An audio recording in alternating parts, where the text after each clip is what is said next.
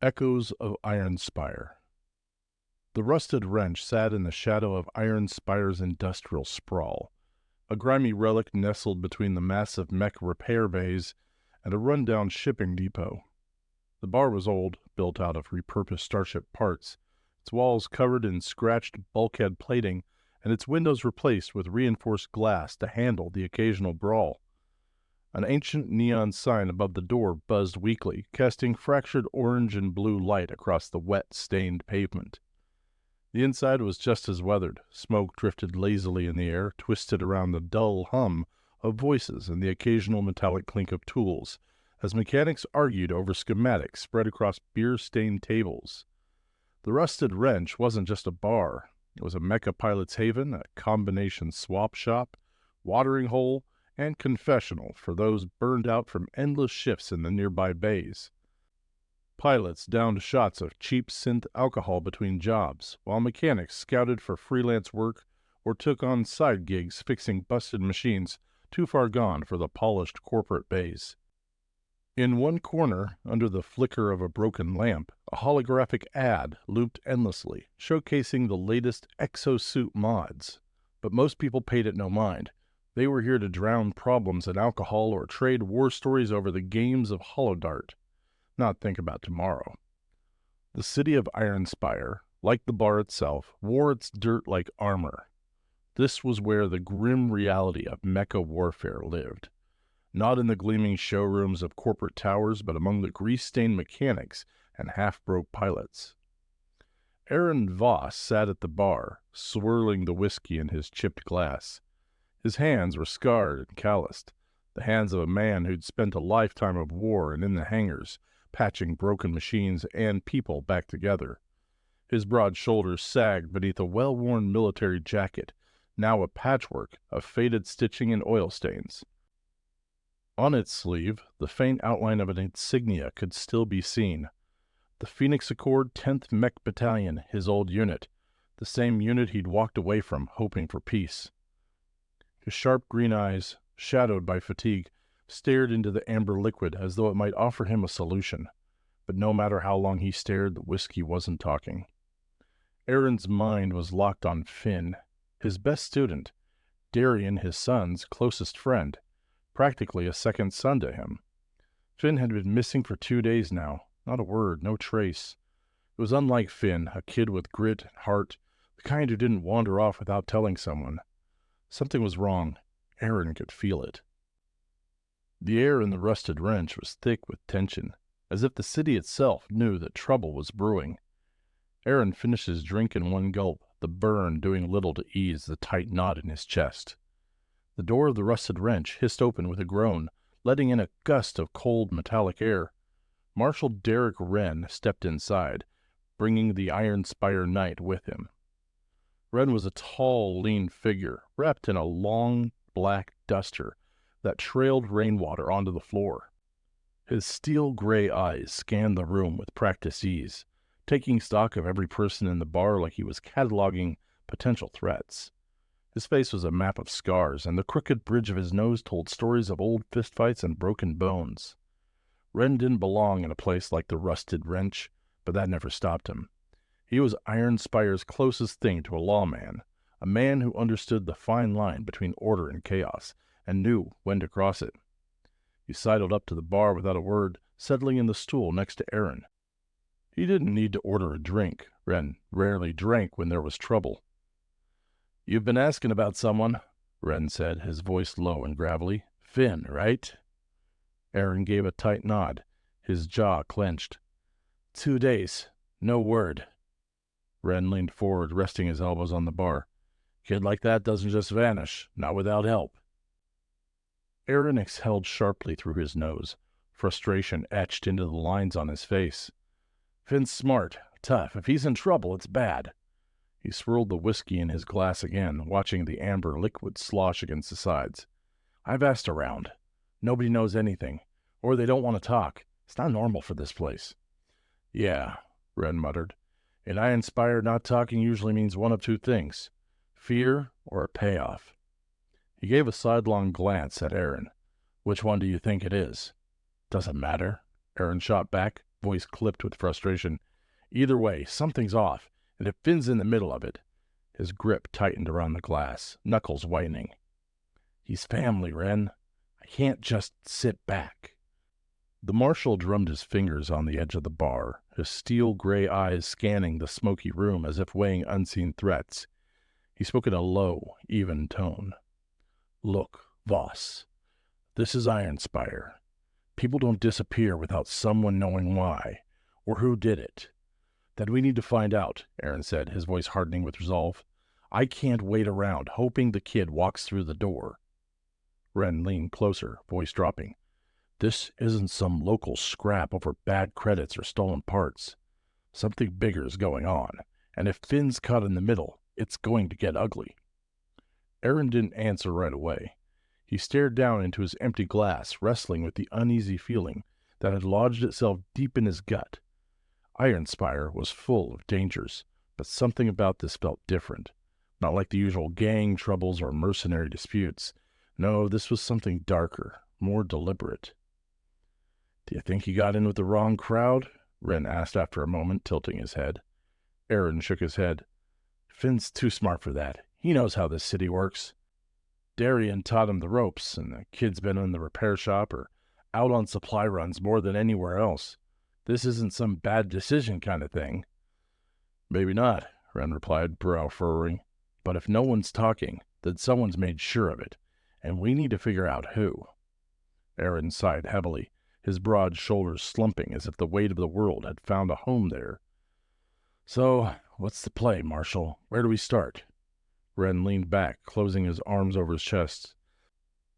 The hum of conversations and clinking glasses swirled around them, but they were locked into their grim exchange, unaware of the world outside.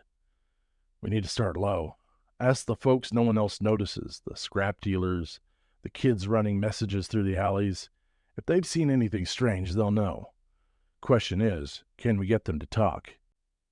Eran's jaw set tight. He hated asking for help, especially from street scum. But for Finn, he'd do it. They'll talk, one way or another. Wren gave him a wary look. We can't make noise, Voss. Ironspire's watching. You go around busting heads, and whoever's pulling strings on this will see us coming. The corner of Eran's mouth twitched in frustration. Subtlety was never my thing. That's why I'm here, Wren replied dryly. He gave a glance at the door. The lower levels are where we start. Someone will know something. We find them, we find Finn. Eran took a deep breath, steadying the storm building inside him. What if we don't like what we find? Wren tapped the brim of his rain-soaked hat, gave a small, humorless smile. In Ironspire, you rarely do. The two men rose from their stools, and the world of the rusted wrench faded behind them, its clatter and noise swallowed by the humid air of the streets outside. The rain had slowed to a drizzle, but puddles glimmered under the neon signs and street lamps, casting fractured reflections of the towering mecha bays around them. Eran pulled his jacket tighter around his broad shoulders, feeling the cool night air against his skin. Wren adjusted his wide-brimmed hat and gave a quick glance at the murky shadows in the alleyways, ever alert. As they walked side by side, the thrum of Ironspire's restless pulse followed them, the hum of heavy machinery, distant shouting from the loading dock, and the clinking of metal parts from street vendors peddling second-hand mech components. Wren spoke first, his voice a quiet murmur. You really think the kid just wandered into trouble, or... He let the unspoken question hang in the air. Finn doesn't just wander, Eran said darkly. He's been pulled into something, and whoever pulled him in doesn't know who they're dealing with. Wren gave him a sidelong glance. And who are they dealing with? Eran didn't look back, his eyes fixed ahead, jaw set with grim determination. Someone who doesn't stop until they get their kid back. They moved deeper into the heart of Ironspire's shadowed streets, making their way through Ironspire's lower levels, where the city's bright neon signs and polished corporate towers gave way to grime, rust, and the smells of grease, smoke, and desperation. Down here the streets were narrow and winding, lined with aging machinery and cluttered with stalls selling everything from weapon mods to counterfeit identification cards. Old mecha parts hung from shop fronts like trophies, and children ran between makeshift houses cobbled together from scrap metal and shipping containers, their laughter a rare sound in these bleak streets. This part of Ironspire was where the invisible population lived, the people who never made it onto the corporate payrolls or mercenary rosters. This was where Finn had learned to navigate.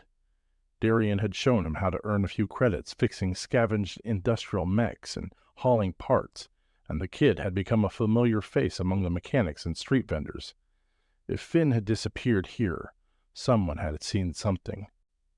They turned down an alley that stank up oil and stale liquor, the dim light from above barely cutting through the steam venting from nearby pipes.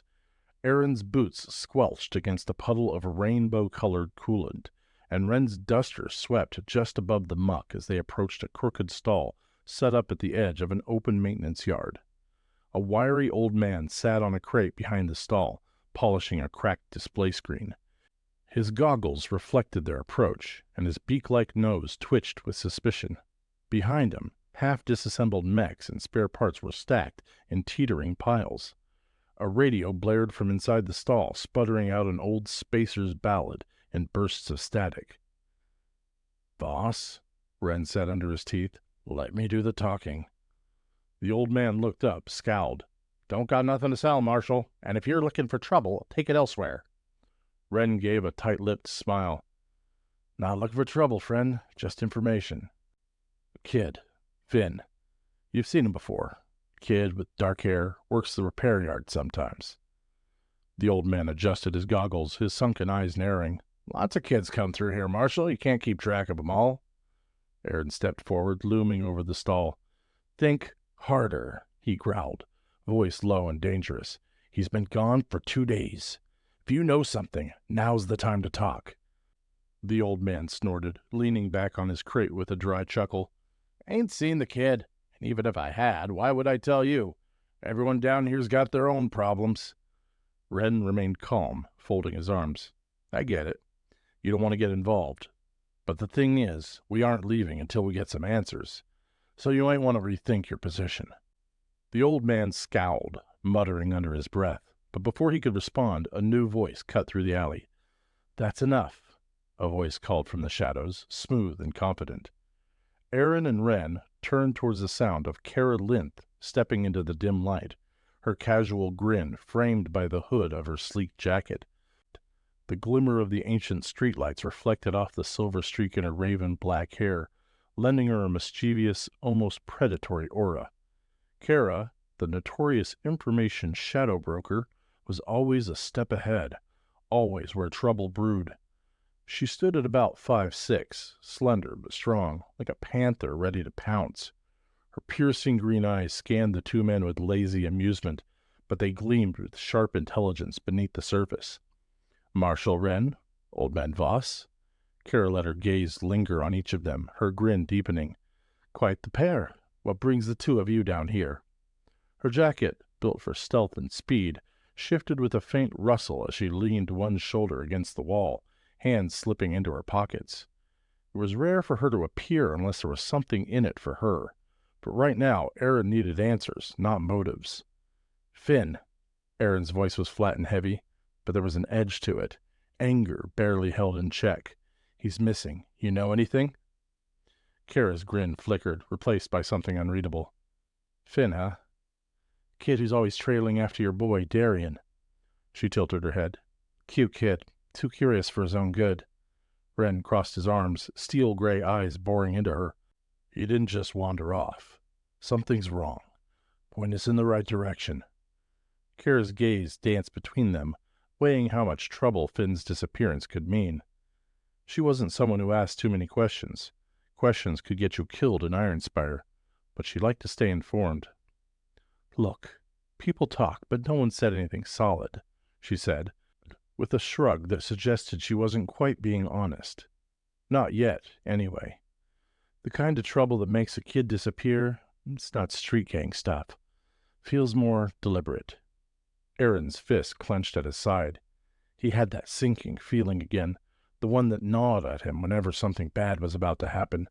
What do you know, Kara? Kara's expression sharpened, losing its playful edge. She didn't like getting dragged too far into things like this, but there was something about Voss, a combination of desperation and quiet fury that made her reconsider. Apex, she murmured, watching their reactions carefully. The name's been floating around, and not in a good way. Wren arched an eyebrow. Apex? Never heard of him. Kara smirked, but it didn't reach her eyes. That's the point, Marshal. They keep it low profile. Word is they're collectors. They take what or who they want, and they don't leave witnesses. She paused and added, They've been sniffing around places they don't usually go, the repair yards, a few other spots near the lower sectors. Eran's jaw tightened. The idea that Finn could be caught up with some shadow group sent a chill through him, but something didn't feel right. Finn wouldn't have fallen in with strangers willingly, not without a good reason. And if they have him? Wren asked. Kara gave him a sympathetic look, though it didn't feel sincere. If they do, there's not much you can do. People they take don't come back. Eran's stomach twisted, and he struggled to keep his anger in check. The image of Finn, young, bright-eyed, eager, flashed through his mind. The boy was like a second son to him, and he wouldn't just vanish without a trace. There's more, isn't there? Wren pressed. Kara hesitated, a rare moment of uncertainty. She always seemed to know more than she let on, and the fact that she was holding something back was obvious. Finally she sighed. There's been rumors about someone new. A ghost, someone dangerous. People say he works alone, and when he shows up, people disappear. I don't know his name, but... She glanced around, as if ensuring no one could overhear. He's ex-military, real quiet, doesn't leave a mess except for the bodies. Eran felt his heart sink further. An image began to form in his mind, fragmented and terrible. Someone with training, someone cold, someone like Cale Draven. You're saying he took Finn? Eran's voice was tight and barely contained rage. Kara gave a small shrug, her expression hardening. I'm saying I don't know, but if I were you, I'd be careful. If this guy has him... She didn't finish the sentence. Wren exhaled slowly. Where would someone like that hide? Kara smiled, though there was no warmth in it. If I knew that, Marshal, I wouldn't be standing here. She glanced at Eran again. If Finn crossed paths with this guy, it's not just bad luck. He might have been taken to keep someone else quiet, or because someone couldn't resist making him disappear. Eran's blood ran cold as Kara's words sank in. The streetwise informant rarely said more than she needed to. If she was giving them this much, it was either because the situation was truly dire, or because she didn't want to be involved when things got worse.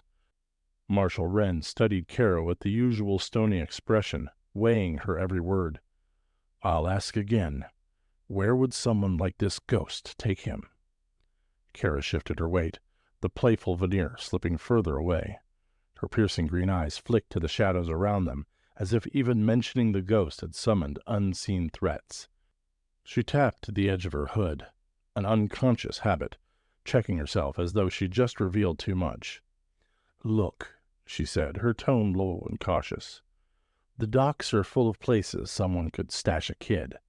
Old warehouses, decommissioned ships, half-broken repair bays, places where people disappear without anyone noticing.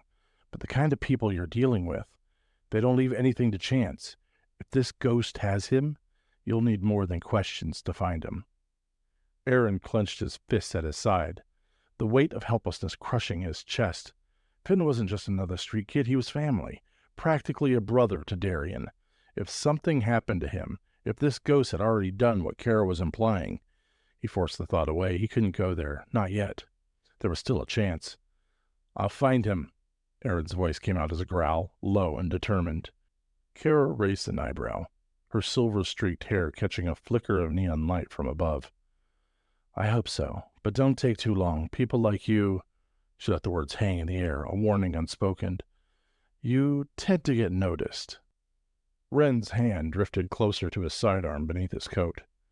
"If you hear anything more," he said, voice cold as a razor's edge, "you tell me." Kara's lips curved into that fox-like grin again, though it didn't reach her eyes. "Sure thing, Marshal. But let's hope I don't. Things usually go bad when I start hearing whispers." Without another word, she slipped back into the shadows, the faint glow of her jacket disappearing in the labyrinthine alleys like smoke on the wind. Wren gave a slow, measured exhale, watching her go. "She's telling us just enough to keep her hands clean." "Doesn't matter," Eran muttered, his jaw clenched tight. "She gave us a direction." They left the stall and made their way deeper into the bowels of the maintenance yards, each step heavier with frustration. Eran's heart pounded harder with each moment wasted. Kara's vague answers didn't set well with him. Nothing about this did. But if Finn was out there, he'd tear the city apart to find him. "You need to keep your head clear," Wren warned, as if reading his thoughts. "This isn't the frontier, Voss. Charging in without a plan will get you and the boy killed, or worse." "That ghost she talked about, you think it's him, don't you?" Eran asked, his voice low but heavy with meaning. Wren's eyes stayed forward, his expression unreadable. "I think we need more information before we jump to conclusions." But Eran could tell. Wren knew exactly who he was referring to. Cale Draven. The name lingered in Eran's mind like a shadow. Draven had been in Ironspire for a month with his partner, Nix Telvar. They had never let it slip, even once, but Eran recognized their kind. They were inquisitors from the Phoenix Accord, tasked with finding the gifted and eliminating them. He remembered as a boy, growing up in the Phoenix Accord, the occasional visit to their learning unit, searching for those who might have begun to manifest mental abilities beyond those of normal humans. The old nursery rhyme came unbidden to his lips after so many years, a ditty to teach children the dangers of the other. "When whispers float and words aren't clear, be wary, child, keep loved ones near. Those who speak without a sound spread trouble and fear all around. With eyes so cold they know your heart, and tear your secrets all apart. Their minds reach out, they twist, they pry, and fill the air with wicked lies. So guard your thoughts and stay away from those who play the mind's dark way. Be brave and true, stay strong and wise, and trust no whispers or hidden eyes." Inquisitors. The two Inquisitors had been suspected of multiple incidents since then, and several had been scenes of utter carnage. If it was Draven, Finn was in more danger than either of them had thought. Wren continued walking, his voice steady but cold. "Apex might be just a cover name, a front, but if Draven's involved, we'll handle it." Eran cut him off, though there was no confidence in his voice. He knew what men like Draven were capable of, but he wasn't about to let fear stop him, not now. They pressed deeper into the sprawling maintenance yards, the smell of oil and rust thick in the humid air. The sound of distant clanging echoed from somewhere deep inside the maze of machinery, accompanied by the soft hum of mechs resting in their docks. They reached the far end of the maintenance yard, where old shipping containers and retired cargo haulers formed a dense, haphazard maze. Wren's sharp eyes scanned the perimeter, looking for any sign of life. The kind of people they were after wouldn't announce themselves. They'd be hidden, waiting, watching. "Over there," Wren pointed to a flicker of movement near a dimly lit bay entrance. The massive door stood ajar, just wide enough for someone to slip through. Eran nodded. His hands itched to grab his weapon, but this wasn't a fight he could charge into head first. They needed to move carefully. If Finn was inside, they couldn't afford to spook anyone. They approached the entrance in silence, boots splashing against the oil-slick ground. Wren kept low, his posture tense but controlled, ready for anything. As they slipped through the gap in the door, a faint metallic scent hit Eran's nose. Cold, metallic, like blood mixed with coolant. The interior was dimly lit by flickering overhead lights. Empty mech frames loomed in the darkness, their hollow eyes glowing faintly in the gloom. Wren held up a hand, signaling for Eran to stop. He tilted his head, listening. And then they heard it. A slow hum, followed by the clink of metal. Someone was close. A figure stepped out from behind a disassembled mech chassis. Tall, shadowed, dangerous. The gleam of cold steel caught the dim light, and Eran's heart froze. A combat knife, worn but wickedly sharp, hung loosely from the man's fingers. He didn't hold it like someone uncertain or showy. It was an extension of him, like he'd used it countless times, and didn't care if he had to use it again tonight. The man stepped forward, his boots making no sound on the slick floor. He was tall and wiry, muscle coiled tight beneath a battered flight jacket. His scarred face was sharp and angular, with a crooked grin carved into it by time and violence. One eye, dull and lifeless, looked like an old injury that had long since gone untreated, while the other gleamed with unsettling clarity. Wren stiffened beside Eran, reading the danger in the man's posture. He let his hand drift slowly towards the grip of his sidearm. This wasn't a man you wanted to draw on, unless you knew you'd win. The stranger radiated the kind of menace you only saw in people who had long ago decided life was cheap. "You shouldn't have come here," the man said, his voice low, almost conversational. "Wrong place, wrong time." He rolled the knife lazily between his fingers, as if debating whether to use it. "Where's the kid?" Eran growled, his voice barely held together by a thread of control. His knuckles turned white around the handle of the wrench he carried, his heart pounding in his ears. The man smiled, cold and lifeless. "Gone." "Gone where?" Wren asked, his voice as calm as the eye of the storm, though his every muscle was ready to strike. The stranger tilted his head, considering the question as though it amused him. "Does it matter?" he shrugged. "The kid didn't have what the boss was looking for." The way he said it, like Finn was nothing more than a defective part tossed to the scrap heap, made Eran's blood boil. A knot of rage and helplessness twisted in his chest, threatening to choke him. "Where is he?"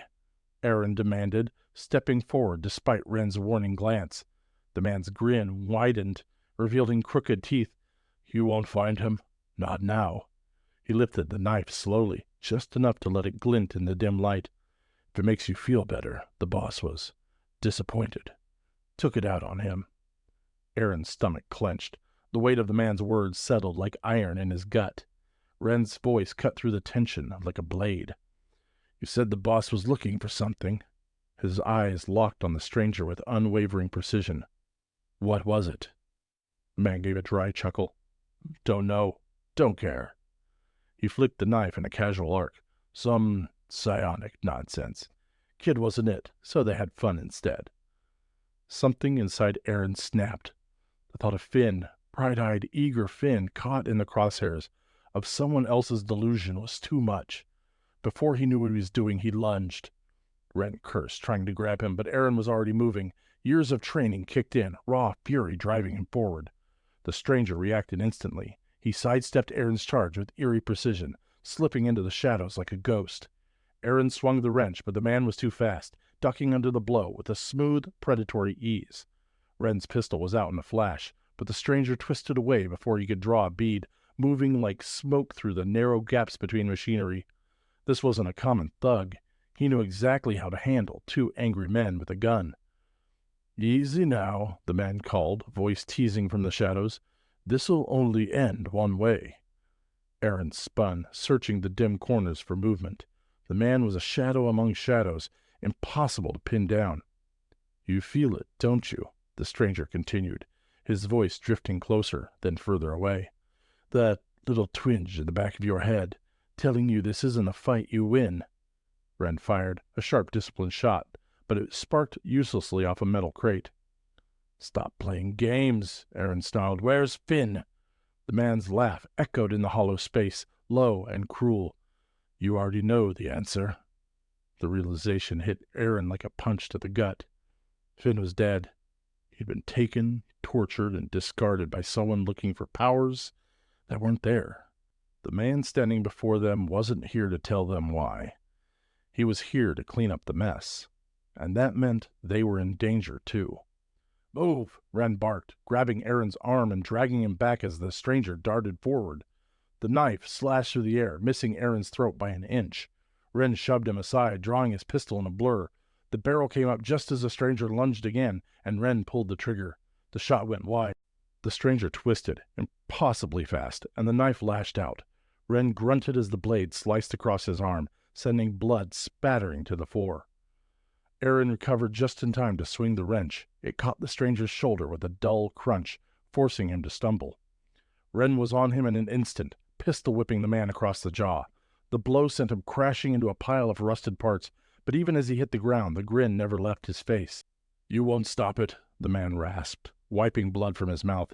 "You're already too late." Eran loomed over him, breathing hard. Every fiber of his being screamed for him to end it, to make this man pay for what he'd done to Finn.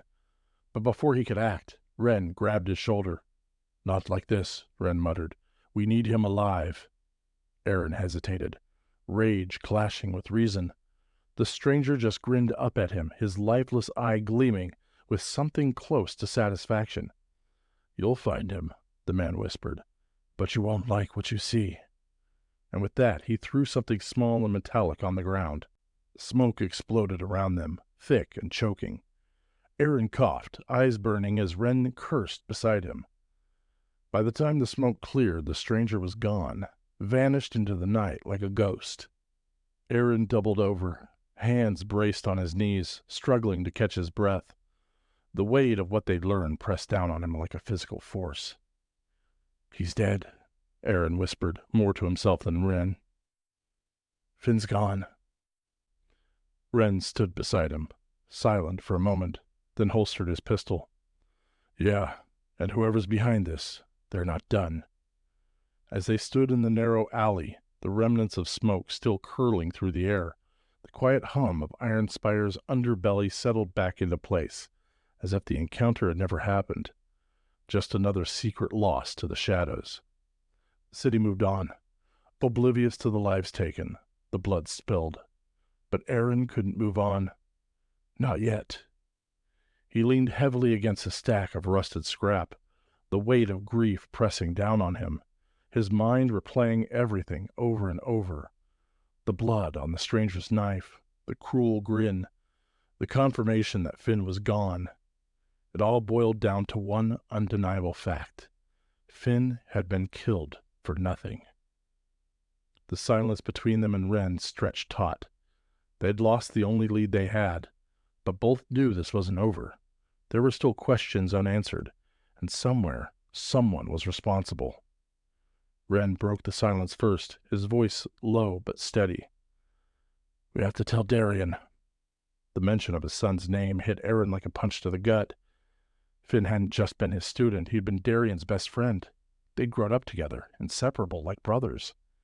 The idea of telling Darien that Finn was gone, brutally murdered, made Eran's chest ache with guilt. "I'll handle it," Eran said, though the words felt hollow. How could you break something so irreparable? How could you tell a boy his best friend was gone without shattering him? "You sure?" Wren asked, his voice unusually gentle. For all his gruff exterior, the Marshal understood the cost of carrying bad news. He delivered his fair share. Eran nodded, jaw tight. It had to be him. It was his burden to carry. The weight of what he had to do was almost suffocating, but there was no other choice. He owed it to Finn and to Darien to confront the man responsible, even if justice was out of reach. Wren eyed him warily, reading the tension in Eran's posture. "You're planning something." Eran said nothing at first, but adjusted his coat and squared his shoulders. The fire behind his dark, storm-touched eyes told Wren everything he needed to know. "You've got nothing on him, Voss," Wren warned quietly. "We can't touch him. Not yet." "I don't care," Eran replied, voice low and venomous. "He's going to hear what I have to say. And one day soon, he'll pay for what he's done." They found Cale Draven exactly where Wren said he would be, in one of the high-end corporate towers looming over Ironspire's lower sectors. The building, clean and clinical, sat on the edge of where the law grew thin and the shadows run thick. Draven's quarters were simple but cold. Bare walls, immaculate floors, not a trace of personal belongings. was the kind of place that looked like it belonged to no one, just another staging ground for someone always on the move. Cale Draven stood by the window, his back to them, arms folded behind him in perfect military posture. The dying light of the setting sun reflected off his pale, engineered skin like marble, and his white blonde hair looked almost silver in the dimness. He didn't turn when they entered. Didn't need to. Draven always knew when someone approached. Wren stayed by the door, his jaw tight, his hand resting on his sidearm just in case. Eran stormed forward, the fury in his chest burning hotter with every step. "You killed him," Eran growled, his voice low and dangerous. "Finn!" Cale turned slowly, his cold gray-blue eyes settling on Eran with a look of complete indifference. He had the air of a man untouched by guilt or consequence. There was no trace of emotion in his gaze, just that quiet, calculating void. "I don't know what you're talking about," Draven said, his voice smooth, almost mechanical. Eran took another step forward, fists clenched at his sides. "Don't lie to me. I know you took him. I know you killed him." Draven tilted his head slightly, the barest flicker of amusement, or perhaps boredom, crossing his otherwise expressionless face. "If I did," he said, "you'll never prove it." Eran's vision blurred with rage. He saw Finn's face, bright-eyed, eager, full of life, and then saw the blood, the lifeless body, the senseless waste of a boy who should have had years ahead of him. His hand twitched towards the pistol at his side. He wanted nothing more than to wipe that dead-eyed expression off Draven's face for good. Wren saw the movements before Eran did, the slight shift, the flash of pure hatred in his eyes. He lunged, grabbing Eran by the shoulder, holding him back just as Eran reached for his weapon. "Not here, Voss," Wren growled, his grip like iron. "Not now." Eran jerked against him, his breath ragged with fury. He wanted to break free, to wrap his hands around Draven's throat, to make him pay for every drop of Finn's blood. But Wren held firm. "He's not worth it," Wren whispered harshly. "We have nothing. You pull the trigger, and you're done. We both are." Draven watched them with quiet, almost clinical detachment, as if the situation bored him. He didn't even flinch at the sight of Eran's near attack. "Marshal's right," Draven said softly, almost mockingly. "You've got nothing. Not a witness, not a trace.